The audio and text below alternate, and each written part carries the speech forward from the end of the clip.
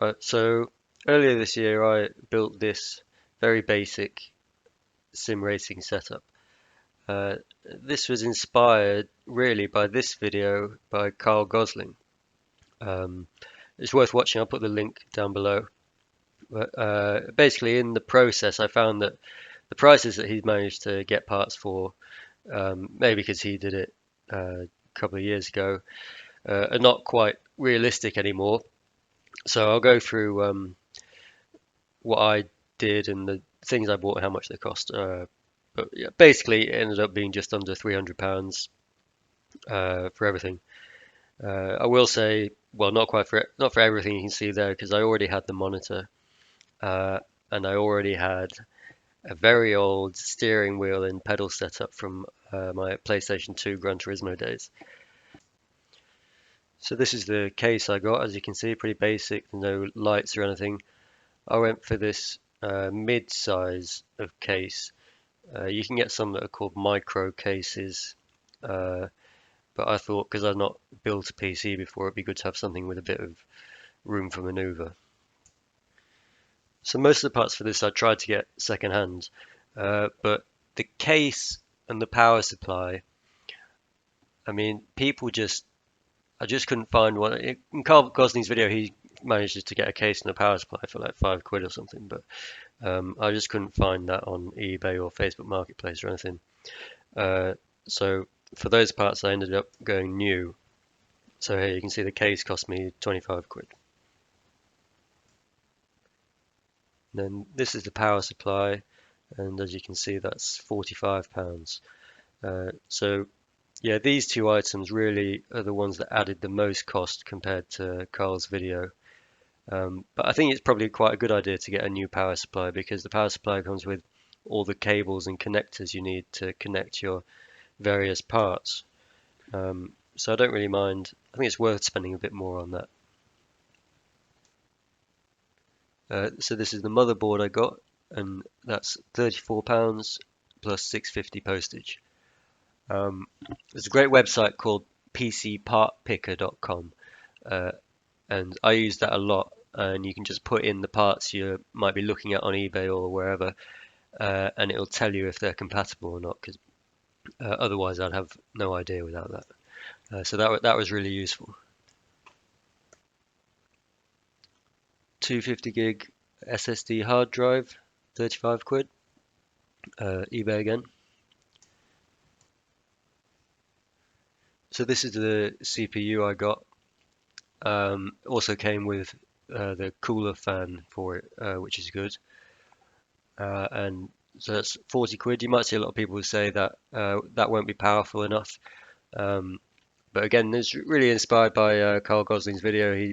He got quite a what people might say outdated uh, CPU, and you can see by his performance numbers it worked fine. And I'll show you in a bit on mine. This works totally fine. I mean, for me, I'm not really interested in any other sort of games. I just built this PC to do sim racing, and for that, it works fine.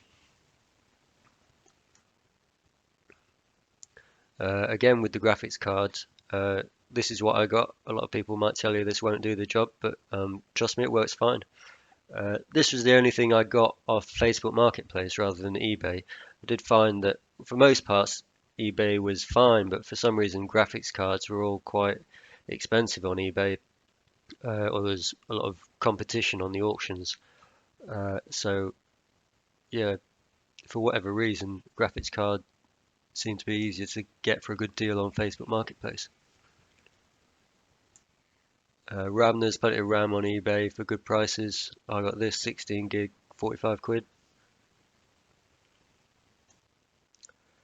So this is it all added up.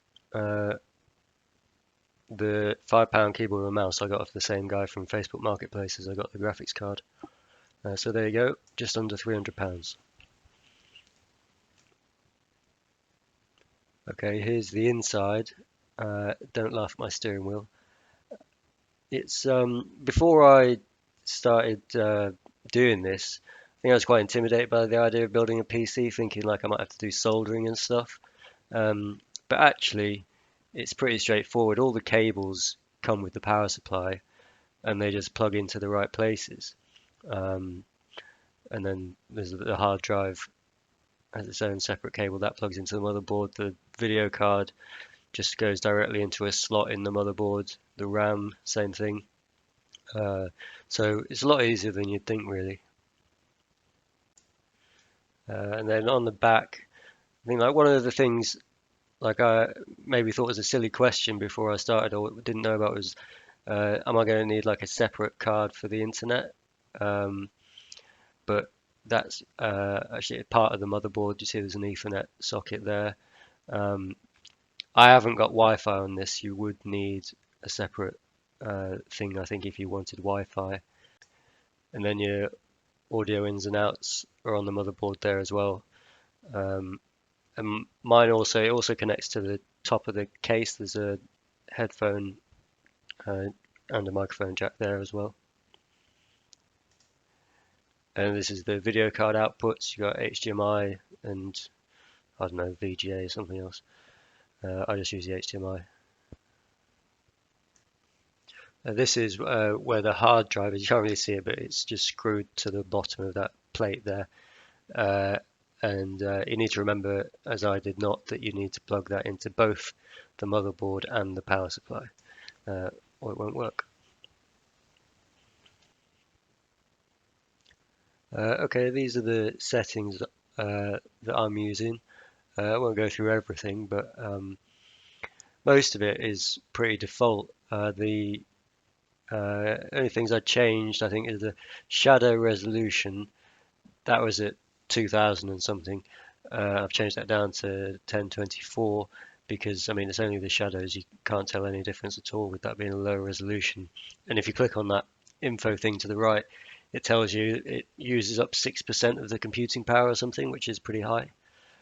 Um, the rest, I don't think I've changed very much. I added on that tickbox FX AA, the anti-aliasing, that was off by default. I turn that on, you just get sort of nicer, smoother edges that way. Apart from that, that's about it. So this, the benchmark on this, we've got 83.6 frames per second. I'll run it now, but with the screen recording software on, I think it will be a bit lower. So we'll see.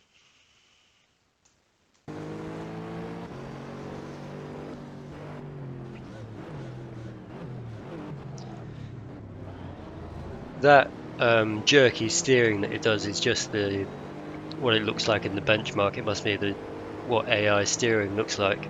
When you're actually playing the game, it's just looks smooth and normal. So one of the things I was struggling with after I initially built it was how do I get the Windows operating system onto the computer now that I built it. The only other computer I had in the house was a Mac, and I did look online for various ways to make a bootable USB disk from a Mac, but I couldn't get any of them to work. So in the end, I just had to borrow a friend's PC, and there's like a built-in utility on there that does it very quickly and easily. So that was an issue. But there's this video which is very useful to watch for what to do a basic setup after you've built the PC. And then the other thing is with Windows after you've got it, I mean you can use it fine without activating it, but it just has a watermark on the screen. You can activate it for free very easily if you just Google Windows activation command prompt. There's just a little bit of code and there's a couple of websites that explain how to do it. So yeah, you don't need to buy a Windows license.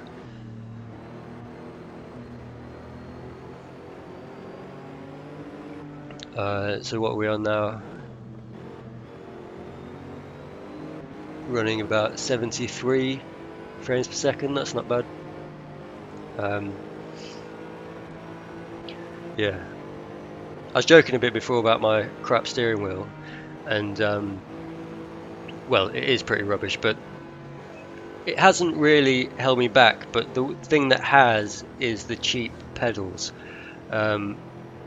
So I mean, I think that's from my experience the most important thing, and you find a lot of sim racing channels say the same thing.